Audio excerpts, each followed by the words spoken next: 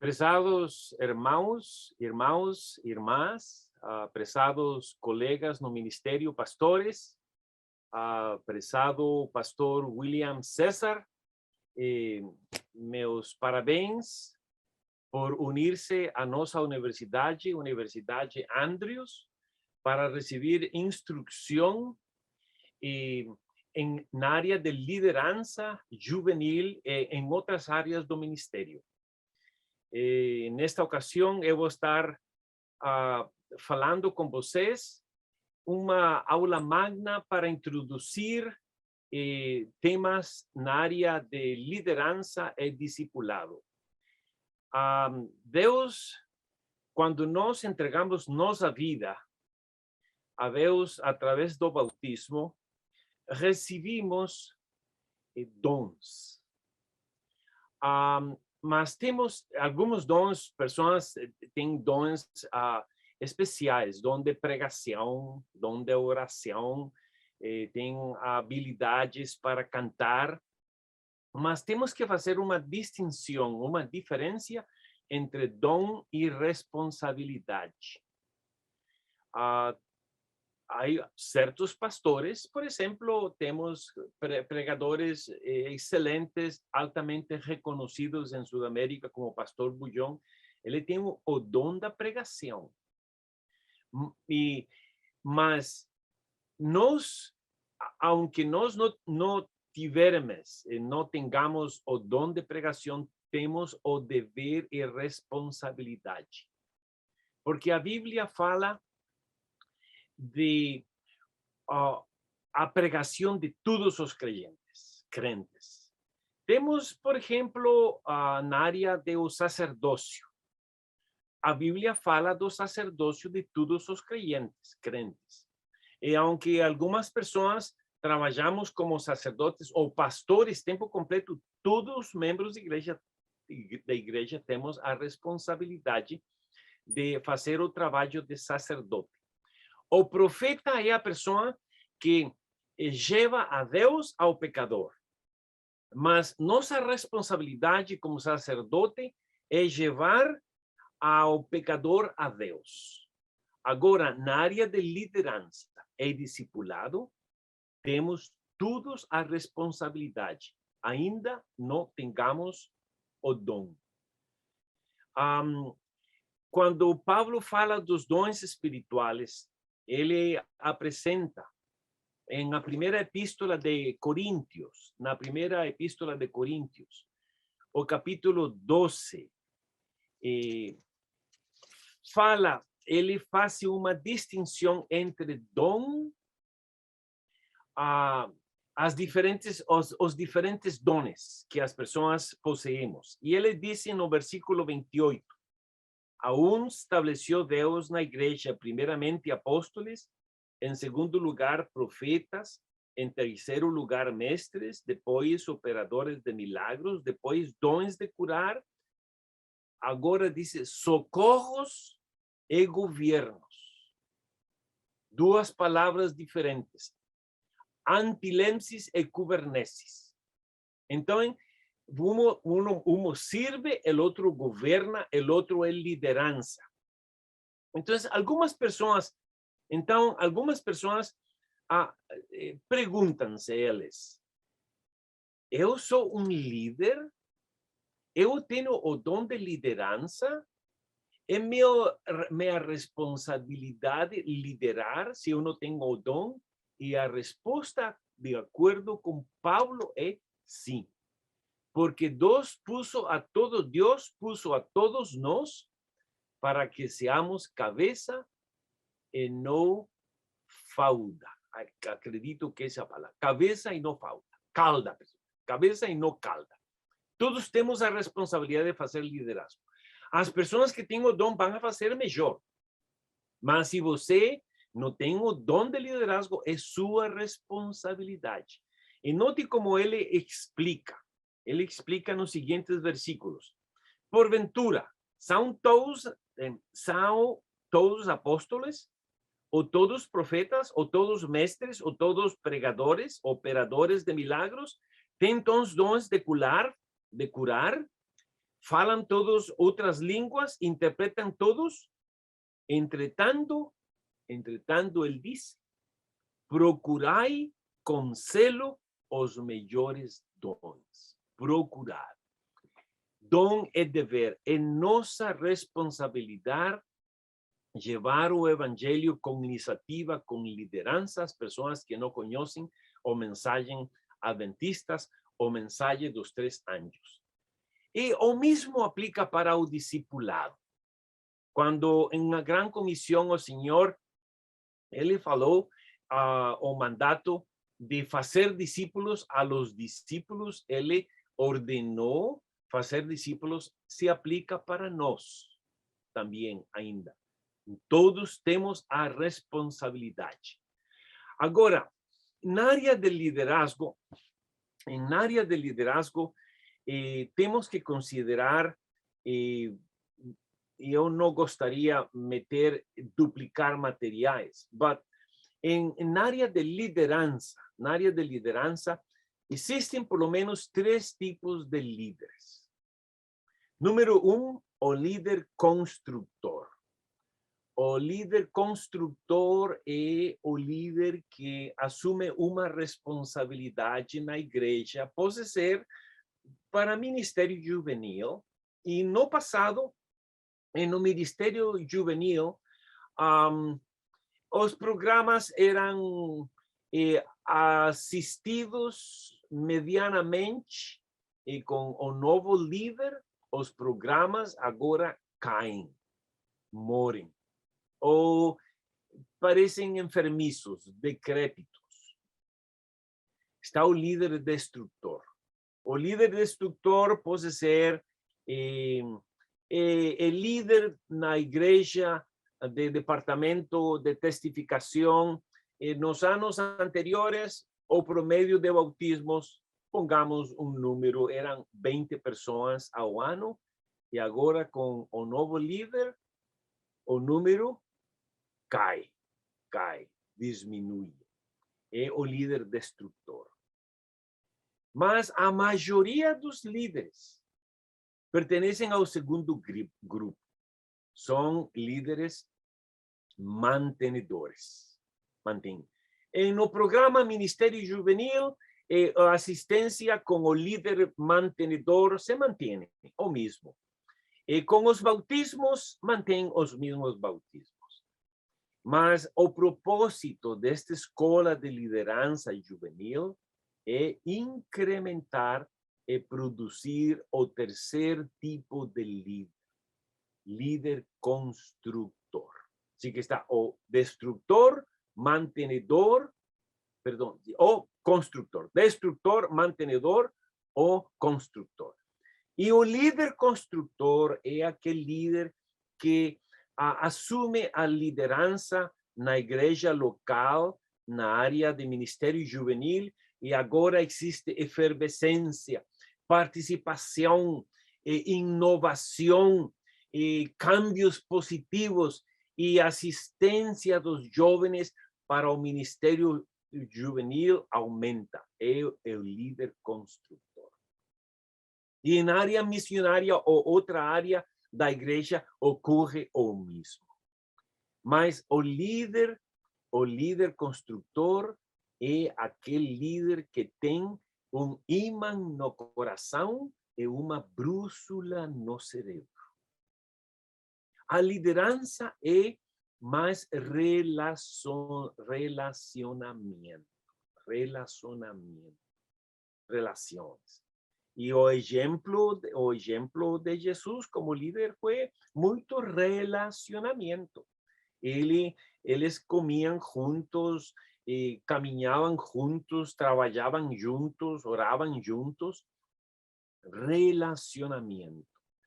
E o relacionamento é muito importante, não somente no nível horizontal, mas relacionamento no nível vertical. Vertical porque Deus é a pessoa que nos capacita que que nos dá o conhecimento para que nós podamos adquirir os princípios e viver para practicar los principios de lideranza efectiva. Mas horizontal es importante, porque no nível horizontal na igreja nós estamos trabalhando com voluntários. E não podemos direcionar ou dirigir a igreja local como um líder, um executivo vai a dirigir uma empresa secular, como Coca-Cola, ou automóvel Ford, ou a companhia de aviação Embraer. Não, temos relacionamento, estamos trabalhando com voluntários. E o estilo de liderazgo voluntário tem que ir acompanhado de relacionamento. Por essa razão, o líder cristão é o líder que tem uma brújula no cérebro, mas magneto no coração. Agora, vocês estarão recebendo aulas com professores capacitados, com seus pastores na área nas áreas de liderança e nas áreas de discipulado. O discipulado é o coração da grande comissão de Jesus. Mas quando a Bíblia fala de discipulados, de discípulos, não solamente fala dos discípulos no contexto cristão. Fala, por exemplo, os fariseus, eles tinham discípulos. A Bíblia fala dos discípulos de João o Bautista, fala dos discípulos de Moisés, os discípulos dos fariseus. E o discipulado é um término que hoje é conhecido, ou términos associados com discipulado são tutoria ou mentoria. Mas o discipulado que nós falamos na Bíblia é discipulado para Jesus, não discipulado para nós. Não é a formação de discípulos que eles vão a seguir a nós. E existe a tendência de algumas pessoas eloquentes, excelentes pregadores, e estou certo que vocês conhecem, de igual maneira que eu conheço, pastores adventistas, ex-pastores adventistas, excelentes pregadores que en una época eles trabalhavam para a igreja, mas agora eles são líderes que trabalham para eles. A formação de discípulos para suas ideias, para suas ideologias, para seu benefício. A liderança e o discipulado na igreja adventista é para preparar pessoas que vão a seguir a Jesus, o maestro, o pastor dos pastores. Uma área que todos enfrentamos, en discipulado, en liderança, como cristão, conflito. E tenho alguns 15 minutos e vou a dar algumas ideias como nós podemos enfrentar conflito. Todo líder, todo cristão, todo líder, todo discípulo vai enfrentar conflito em sua vida. O conflito é universal. O conflito existe em todas as áreas biológicas. Existe no reino animal, por exemplo, existe em todas as raças, em todas as nacionalidades. Na história fala de conflitos, a filosofia fala de conflito, existe no conflito no hogar.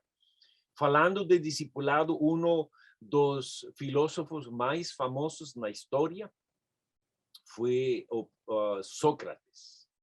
Ele foi conhecido como um dos grandes grandes maestros.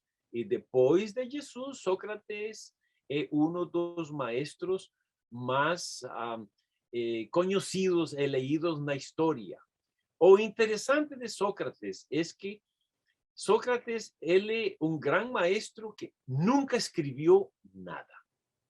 Tudo o que nós conhecemos de Sócrates é a través de su discípulo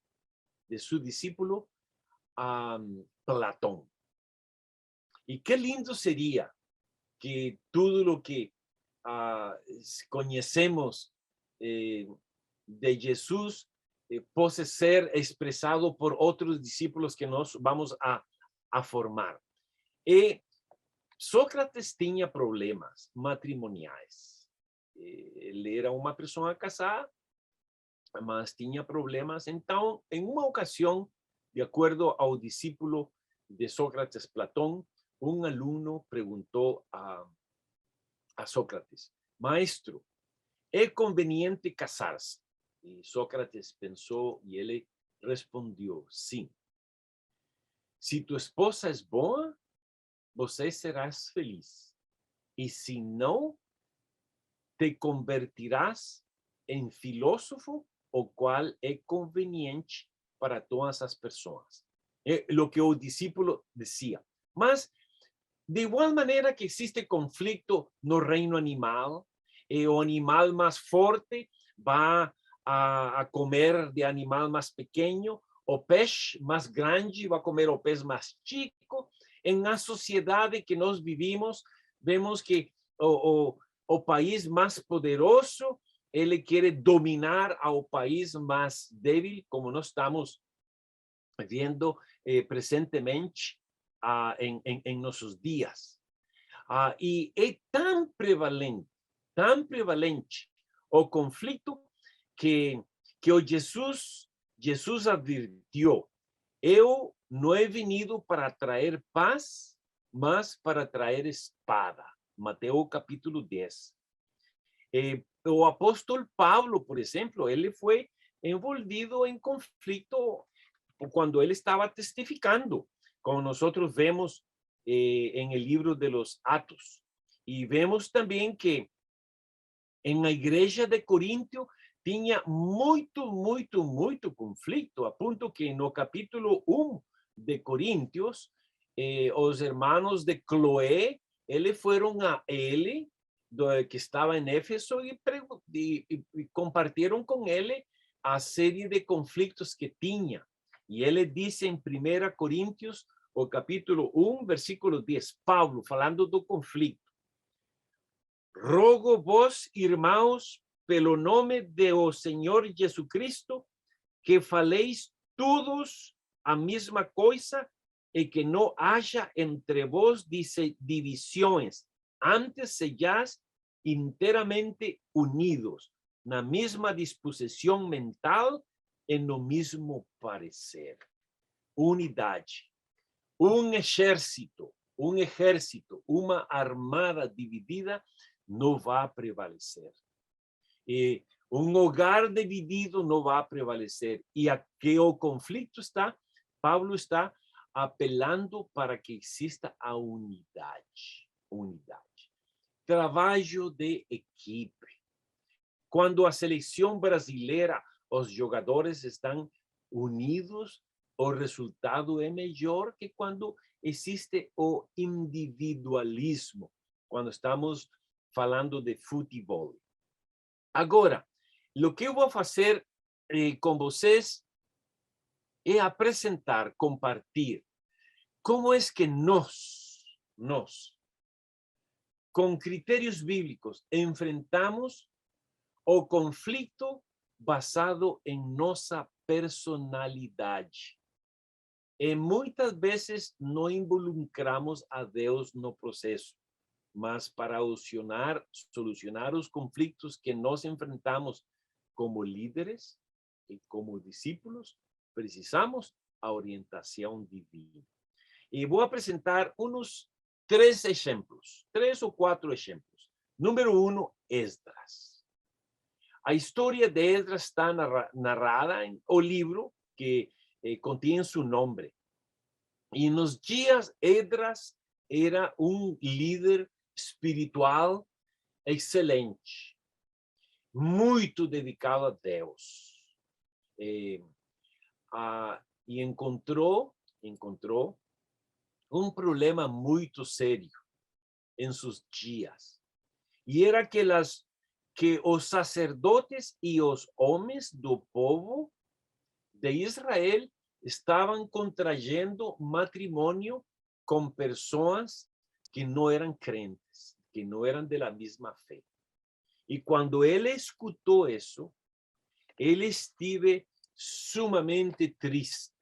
E vou ler para vocês Esdras, o capítulo 9. Esdras, o capítulo 9, versículos 1 al 3. Acabadas estas coisas, vieram ter comigo os príncipes, dizendo: o povo de Israel e os sacerdotes e os levitas não se separam dos povos de outras terras como as suas abominações. Isto é, dos cananeus, dos heteus, dos fariseus, dos jebuseus, los amonitas, moabitas, egípcios, amorreus, pois tomam de suas filhas para seus filhos, e assim se misturou a linhagem santa com os povos dessas terras, e até os príncipes e magistrados foram os primeiros nesta transgressão. Ouvindo tal coisa, rasguei minhas vestes e o meu manto, e arranquei os cabelos da cabeça e da barba, e me assenti atônito. É um homem muito consagrado, pero para enfrentar o conflito, ele esteve deprimido, ao ponto que ele fez dano para sua pessoa. Não é a melhor forma de enfrentar o conflito. Se vocês leem no capítulo 10, o versículo 5 e 6, capítulo 10, 5 e 6, diz: então Esdras se levantou e juramentou os principais sacerdotes, os levitas e todo Israel, de que fariam segundo esta palavra. E eles juraram. Esdras se retirou de diante da casa de Deus e entrou na câmara de Joaná, filho de Eliasib. Ela não comeu pão, não bebeu água, porque pranteava por causa da transgressão dos que tinham voltado no exílio. E algumas pessoas, eu conheço pessoas que quando enfrentam conflitos, eles se deprimem, não encontram a solução, então estão deprimidos. Agora, na mesma época de Esdras, vivió Nehemías. E Nehemías encontrou o mesmo problema, o mesmo conflito, alguma prática israelita que militava contra os princípios de Deus. E qual foi a resposta, a atitude de Nehemías? O seguinte livro na Bíblia, no capítulo 13, versículo 25, nós vemos a Nehemías, podemos ler, protestei contra, era a mesma situação que estava enfrentando quando o povo de Israel estava misturando com o povo de outras nações, e note a atitude de Nehemías, versículo 23 ao 25. Vi também naqueles dias que judeus haviam casado com mulheres asdoditas, amonitas, moabitas. Seus filhos falavam medio asdodita e não sabiam falar judaico, mas a língua de seu respectivo povo. Contendi com eles e os amaldiçoei e espanquei alguns deles, les arranqué os cabelos y os conjurei por Deus, diciendo, não dareis mais vossas filhas a seus filhos, e não tomareis mais suas filhas para vuestros filhos, para vós mesmos. Agora, mis queridos irmãos, irmãs, pastores, vimos em uma sociedade diferente. A forma como Esdras enfrentava o conflito muestra a atitude de um homem muito terno, muito sensível, al ponto que ele não pudo enfrentar o problema apropriadamente nesse momento, arrancando sua barba e rasgando seus vestidos. Neemias, ele foi a outro extremo, ao extremo de violência, em el qual ele não arrancou a barba de sua cara, mas arrancou a barba de outras pessoas violentos. Nossos dias vimos em uma sociedade que temos que respeitar as leis. Um membro de igreja, um pastor, um pai de família, uma mãe exercita violência sobre seus membros ou sua família, e a pessoa pode ter problemas legais sérios. Agora, estes são os dois extremos. Que diz Jesus?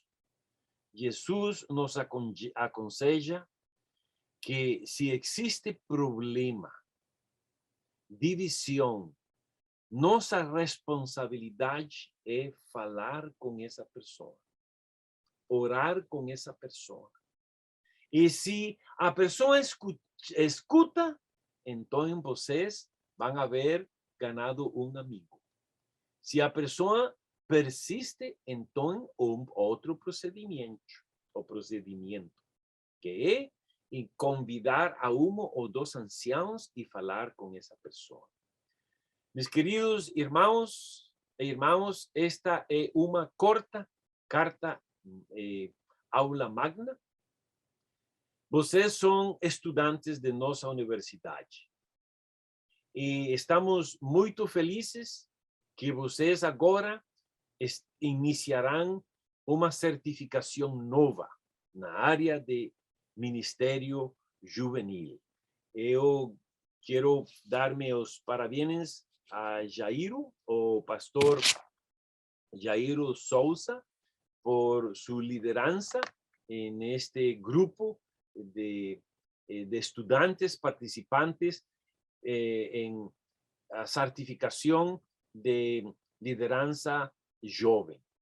A Igreja Adventista está perdendo os jovens, uma grande quantidade, e é preciso conhecer como liderar a os jovens para que eles se mantenham na igreja.